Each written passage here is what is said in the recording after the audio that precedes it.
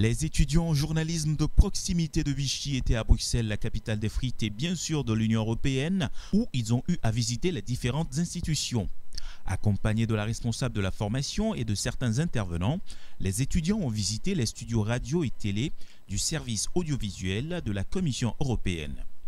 Les futurs journalistes ont pu découvrir ce qui pourrait être leur futur matériel de travail et que de nombreux journalistes d'Europe utilisent déjà.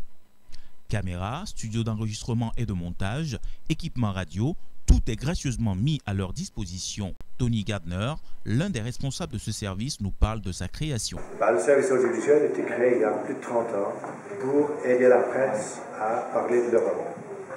C'était le but au départ et ça reste le but aujourd'hui. 30 ans on offre ce service. Alors vous avez plusieurs studios, des studios notamment télé et radio. Comment cela se présente? Donc il y a 2 studios TV, un studio radio, des salles de montage, enfin, de quoi créer des programmes en TV ou en radio. Et ces studios, ces outils sont disponibles pour les journalistes, pour les professionnels dans les médias. Et qui est-ce qui peut justement avoir accès en termes de journalisme? Est-ce que c'est seulement les chaînes importantes ou n'importe quelle chaîne de radio ou de TV? Non, on ne fait pas de distinction entre des chaînes importantes, parce que pour les chaînes, leur chaîne est importante. Donc c'est en fait premier demandeur, premier servi. Et on travaille comme ça. Il n'y a pas de hiérarchie dans les chaînes.